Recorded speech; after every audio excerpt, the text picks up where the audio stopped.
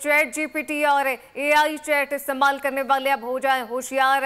काबीना डिवीजन ने chat GPT से मुतालिक एडवाइजरी जारी कर दी है। फवाद चौधरी, इस मुतालिक भी बताइएगा कि एडवाइजरी जारी की गई है, क्या कहा गया है? क्या ये जो ऐप हैं ये सारिफ का ज़ाती डाटा इस्तेमाल कर रही?